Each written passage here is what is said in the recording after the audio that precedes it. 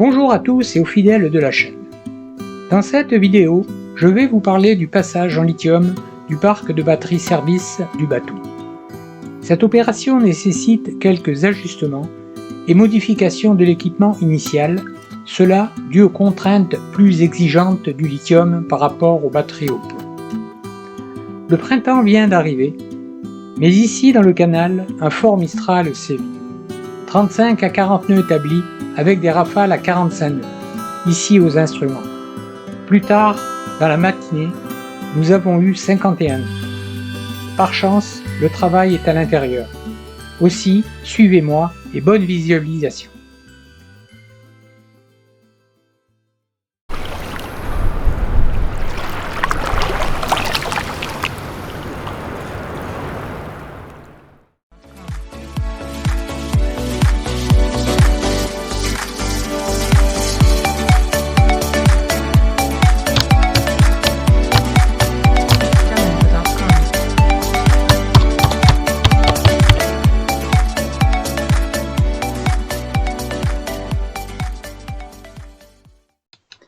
Dans le monde du stockage d'énergie, les batteries lithium sont d'une technologie un peu à part. Comme toute chose, elles cumulent avantages et inconvénients. La dernière technologie, LiFePO4, nous apporte plus de sérénité en termes de sécurité. Elles sont d'un poids beaucoup plus léger par rapport à leurs sœurs au plomb, de même capacité, ce qui est un net avantage en bateau où le poids a de l'importance. Voici un simple schéma pour expliquer la notion de capacité des différents types de batteries. Vous voyez ce réservoir d'eau, le robinet vert correspond aux batteries au plomb à acide liquide. En l'ouvrant, on ne peut vider que la moitié du réservoir. Ainsi, avec ce type de batterie, pour une capacité de 100 A par exemple, il ne faut pas descendre en dessous de 50 A. Idem pour le robinet orange, qui correspond aux batteries AGM gel, aux alentours de 70% de leur capacité.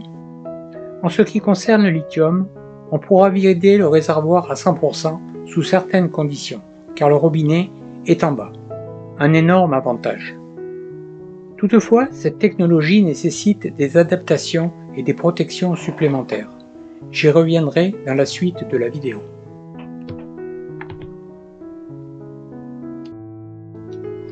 À l'origine, le bateau est équipé d'un ensemble de 4 batteries AGM en parallèle de 140 A chacune, soit 560 A au total. Le compartiment technique se situe sous le lit de la cabine arrière tribord, en fond de cale. Au-dessus, un plancher forme un coffre de rangement. Derrière cet ensemble, un autre compartiment reçoit entre autres les chargeurs de quai pour l'ensemble des batteries du bord, celle de chaque moteur et la batterie de service. Ce sont 2 Crystec de 40 A chacun. Voilà, ça c'est les chargeurs d'alternateurs Orion XS en 50 A. Il y en a 2 petits boîtiers. Pour beaucoup de matériel pour faire tout ça. Bon, ça c'est les bornes de raccordement. Et ici, j'ai dans cette boîte les disjoncteurs de protection, des XS, de la thermo-rétractable et du câble avec des cosses à sertir de 25 carrés. Pourquoi 25 carrés? Parce que c'est le maximum qu'encaisse l'Oru. Voilà, après bon, différentes vis, etc. etc. Tout ça à monter dans la cale. Allez, c'est parti. C'est par la cale moteur bâbord que je commence. Le moteur Yanmar du bateau est équipé d'un alternateur, équipé lui-même d'un régulateur pour recharger les batteries du bord. Pour le lithium, ce dernier est d'une technologie un peu simpliste, qui reste efficace pour le plomb, mais qui risque d'endommager les lithiums. C'est pour cela que je vais équiper cet organe d'un chargeur d'alternateur. C'est un équipement électronique sophistiqué qui respecte les paliers de charge, absorption, floating, etc. et protège les batteries en tension, intensité, température un peu comme un PPT. J'ai choisi des Orion XS 50 A de chez Victron. Mes alternateurs sont des 125 A. Aussi, pour optimiser ma charge au maximum, je vais monter 2 en parallèle par moteur, donc par alternateur. Pour le choix de l'emplacement, dans cette salle bâbord, je dispose par chance d'origine d'un panneau libre à gauche des commutateurs. Dessous ces derniers, on distingue le séparateur de batterie d'origine Crystec qui ne sert plus à rien, il va être déposé. Avant toute chose, je débranche les batteries et je vérifie au Matrix l'absence d'une quelconque tension.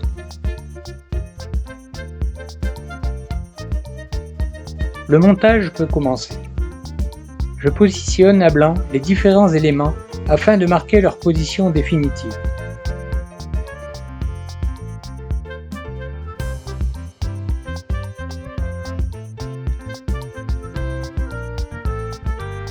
À l'aide de vis adaptées à chaque élément, je fixe les 2 Orion XS, la barrette des moins et les différents disjoncteurs de protection.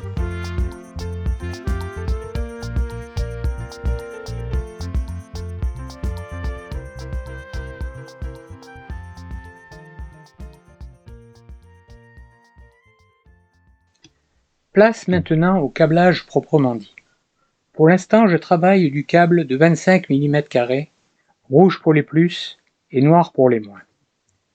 Il faut dénuder une partie du câble afin de mettre la cosse adaptée au diamètre du fil, mais aussi au bon diamètre pour la fixation sur les différents appareils.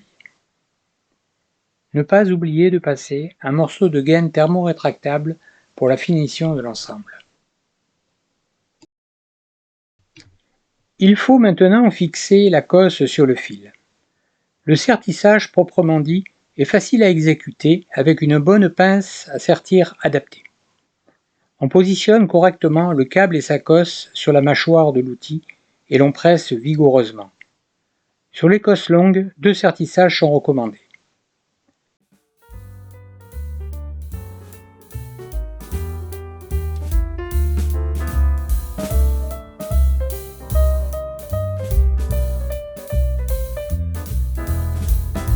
Pour parfaire la confection d'un câble, on positionne une gaine thermorétractable qui finit et protège l'ensemble.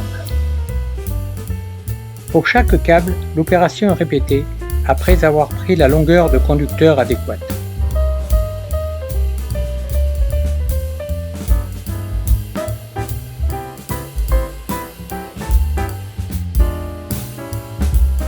Ici à l'écran, je travaille un câble rouge que je coupe à la cisaille et que je finalise comme précédemment.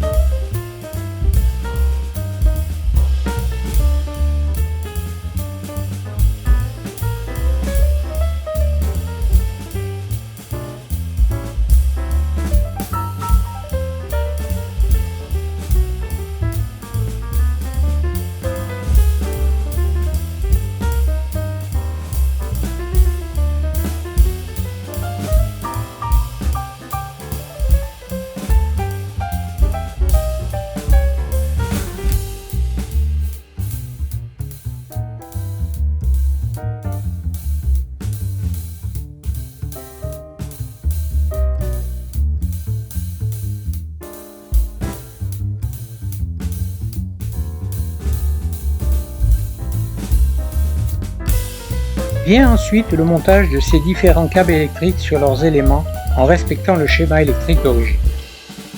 On voit ici à l'écran les 2 Orion XS avec leurs disjoncteurs de protection, un du côté in et un autre du côté out vers la batterie de servitude.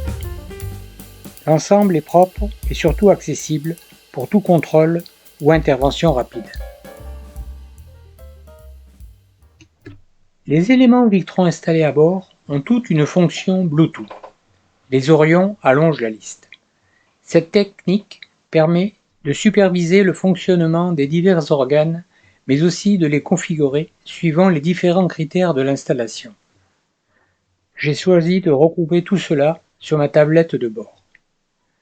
En faisant dérouler les menus et sous-menus, Les paramètres ajustables apparaissent, comme le choix de la technologie de la batterie par exemple, et beaucoup d'autres encore. L'opération terminée, tout est enregistré. Passons à la soute moteur tribord. Là, tout est plus compliqué. La cale est pleine et peu d'espace libre pour les nouveaux arrivants. Mais avant toute chose, une tâche importante sur ma liste des travaux traînait depuis longtemps. Le convertisseur 12 volts de 120 volts de 3 kVA était monté d'origine dans le cocon arrière derrière le moteur. Souvent, de l'eau tombait sur le capot non étanche. J'ai donc décidé, pour sa sécurité, de le transférer dans le local technique des batteries. Je le démontai ainsi que tous ses périphériques, disjoncteur de 120 volts, fusible 400 A et câble de 95 mm2, que je repositionnais à leur nouvelle place en y ajoutant un coupe-circuit sur le réseau 12 volts. Bon voilà, cette plaque va être le support des Orion XS dans le compartiment moteur. Donc j'ai préparé les tasseaux latéraux, la plaque va venir comme ceci et l'équipement électronique là-dessus. Voilà, allez, on va monter ça dans le bateau.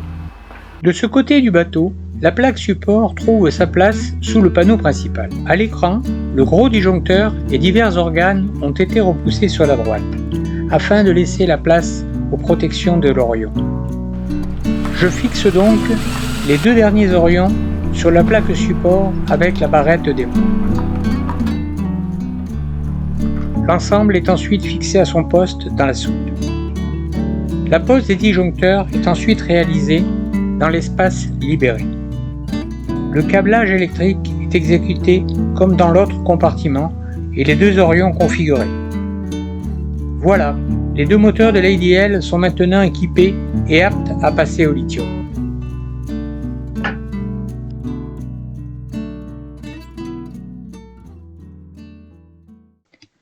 Le local batterie se situe en fond de cale. Il est difficilement aéré, surtout en été ou sous les tropiques. De plus, avec le convertisseur 3 kVA, la chaleur va augmenter et pour ventiler les lithiums, j'ai équipé la soute d'un extracteur d'air de type escargot avec une manche de 70 mm. Ce dernier, bien sûr, ne fonctionne que sur demande. Aussi, je l'ai commandé par un interrupteur et son fusible. Cela reste plus adaptable à nos besoins.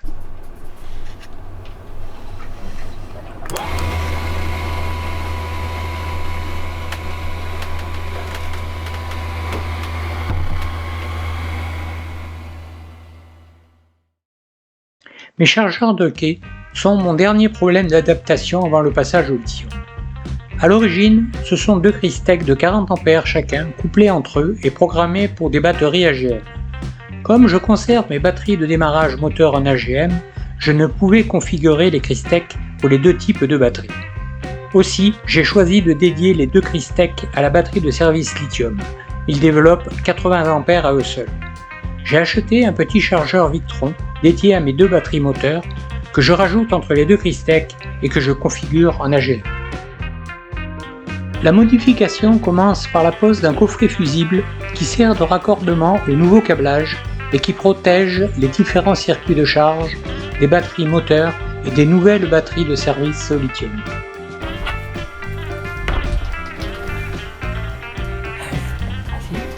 Comme précédemment, les tâches s'enchaînent: mesure des câbles, choix des cosses, dénudage, sertissage, gaine thermo et câblage.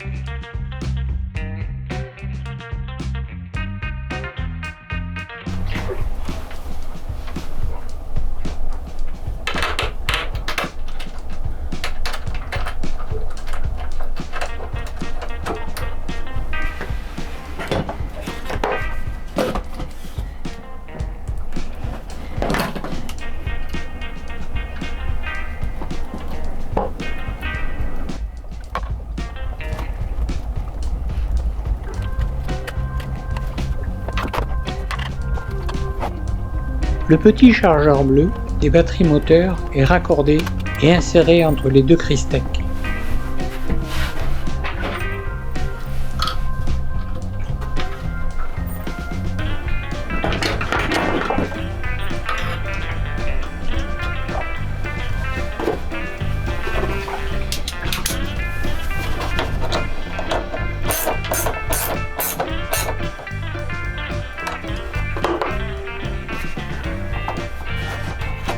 Le câblage est maintenant terminé et l'ensemble est configuré pour les batteries lithium en ce qui concerne les deux chargeurs Crystec et pour l'AGM en Bluetooth sur le Victron des batteries moteurs.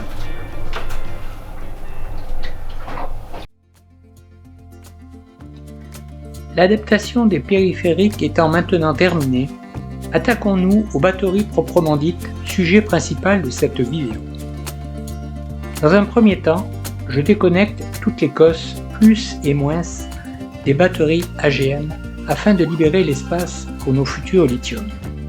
Ce sont des cosses voitures faciles à démonter.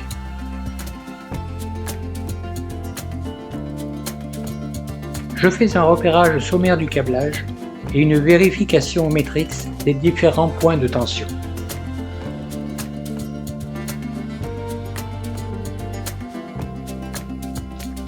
Il faut maintenant évacuer les 4 anciennes batteries AGM. Elles pèsent entre 40 et 45 kg chacune. La tâche n'est pas aisée, mais avec un peu d'organisation, elles quitteront le fond de la coque tribord pour rejoindre le quai via la nacelle et le pont. On les transportera ensuite dans une usine de recyclage de ferraille qui accepte les batteries pour leur plan. L'espace est maintenant libéré, prêt à recevoir les nouvelles batteries. Mais l'ancien câblage mérite un sérieux tri et une remise en ordre de l'ensemble. Tous les gros câbles de 95 mm² sont à refaire, d'une part car les cosses des lithium sont des vis M8 au lieu des cosses voitures, et aussi car le nombre de batteries passe de 4 à 2. Ce travail est assez pénible, mais il me permet de connaître à fond le câblage électrique du bateau, chose qui pourra être utile plus tard pour un dépannage éventuel. Je commence le nouveau circuit par la pose de réglettes de couplage, une rouge pour les plus et une noire pour les moins.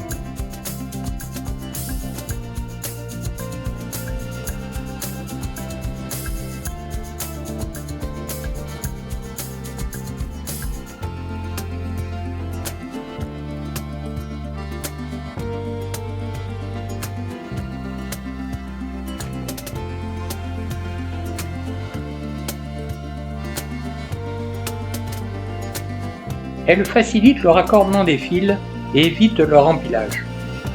Je vous passe la confection des nouveaux câbles gros calibre. Ce sont des 95 mm², vu les fortes intensités qui peuvent y passer.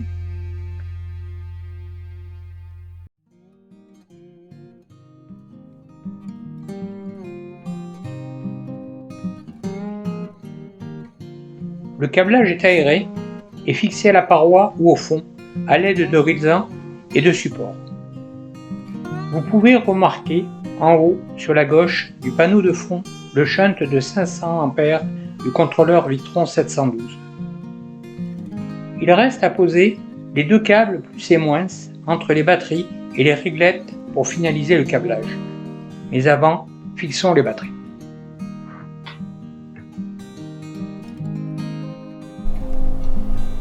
J'ai choisi des lithium de 300 A au nombre de 2, soit 600 A au total. Chacune pèse 28 kg, soit 56 kg pour le parc. Je gagne environ 125 kg par rapport à la situation précédente. Ce sont des Ultimatrons équipés d'un BMS intégré et chaque batterie communique en Bluetooth avec une application sur ma tablette. La supervision, en plus du 712 Victron, est totale batterie par batterie et même cellule par cellule d'une même batterie. Après avoir déterminé leur position, je vérifie leur tension car je viens de les recevoir, elles sont toutes neuves.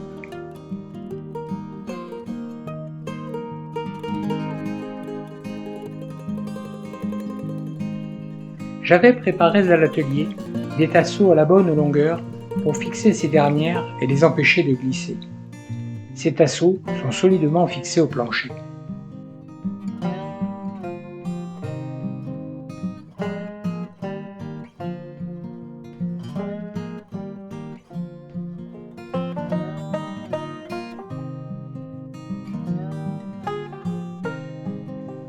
Je réalise un sanglage, lui aussi fixé solidement au plancher, à l'aide de pontées pour maintenir les batteries et les empêcher de sortir de leur loge.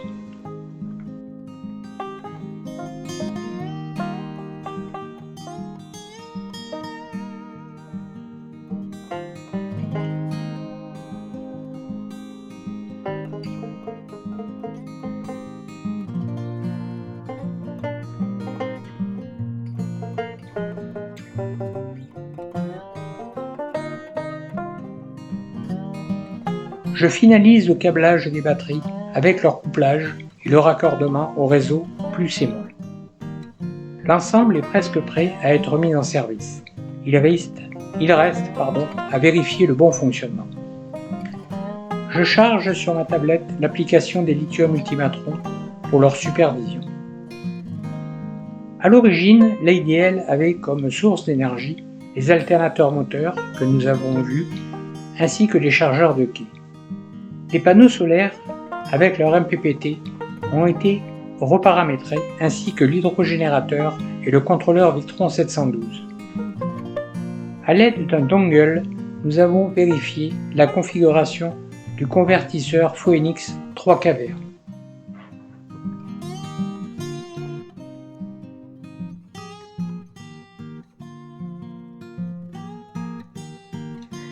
L'installation est maintenant en service et l'ADL tourne au lithium depuis quelques jours. J'espère que cette vidéo vous a plu et surtout a pu apporter à certains des idées ou des réponses aux questions que nous nous posons tous face à cette nouvelle conversion de nos bateaux au lithium. Je vous remercie de votre fidélité et vous dis à bientôt.